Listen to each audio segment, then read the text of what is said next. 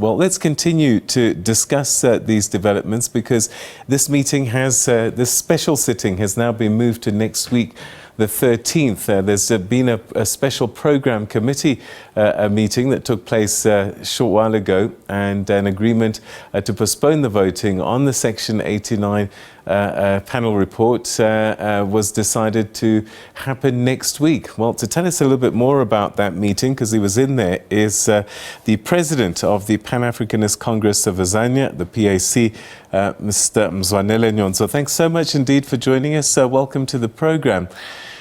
So what was the need to postpone this special sitting on this Phala report? Greetings, Peter, and greetings to your viewers. Firstly, I had a link to connect into the meeting on special programs committee, but I could not get in. Oh. I tried in vain, so I don't know the reasons. I was not part of the meeting. Okay, but are you happy though that it will still be debated, albeit next week? It doesn't matter, even if it's next year. We are going to debate it. It must be debated. It is a matter of public interest. So I'm happy that is going to be debated. Right. What is the PAC's position on the Section 89 panel report? Our position is that the panel report made its job and it submitted its work to the Speaker of Parliament. And our position, even before the panel submitted its report, we always said the President has a case to answer. And the panel has also agreed that the President has a case to answer.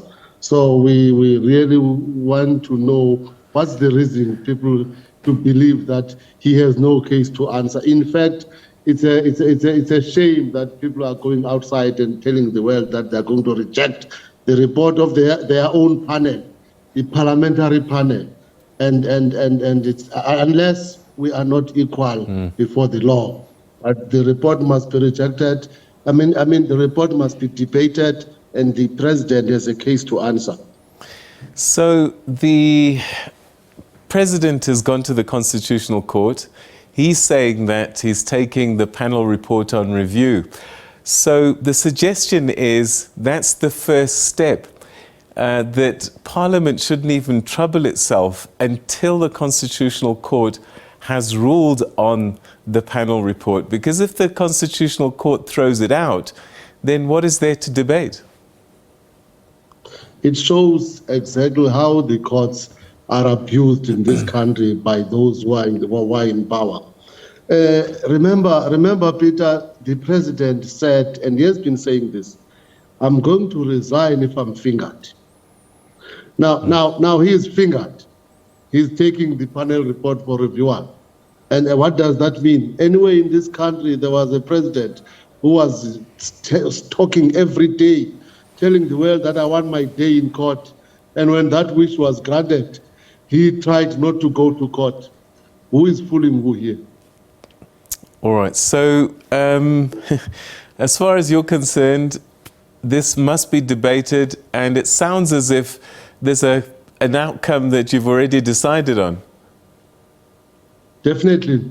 If the panel of legal minds, of judges, find you that you have a case to answer, and it is true that you could not give a satisfactory explanation on why so much money was in your room or in your bags or in your beds, and that means you have a case to answer.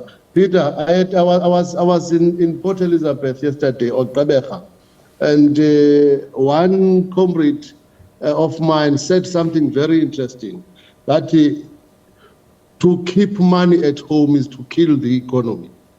He made a good example and said, imagine if we can all take a resolution to take all our monies from the banks and keep them in our mattresses. What would happen?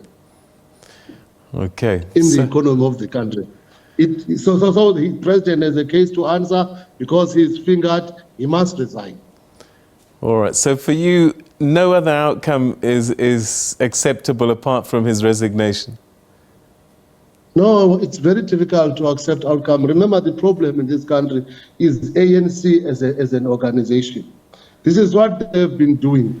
They always protect each other, and yet the problems their leaders are doing are not affecting them, but they're affecting all of us. They're affecting the country. They're affecting our children, our future, and so on. So if you are fingered like that, there is no way you must resign. In fact, it shows that our democracy really has not matured. In matured democracies, and you are accused with such serious allegations, the president would have resigned even before there was a panel. He hasn't been found guilty of anything yet. You don't think that the processes need to play out first? It's okay, he's fingered. I'm saying this because I'm taking this from him. He said, I'm going to resign if I'm fingered. And he is fingered. When is he resigning? I'm taking from his own words. I'm going to resign if I'm fingered. Now the president is fingered. So if he's fingered, why is he not resigning? What is there to defend? He does not deny the fact that there was money in there. If he was saying there was no money, we would be saying all these things just a hearsay. But he doesn't say this is hearsay. He doesn't say there's no money. He agrees, in fact, that there was money. In fact, he disputes the amount of the money, but he agrees that there was money. And that alone should be a crime in South Africa, to keep foreign currency in the room without having declared it.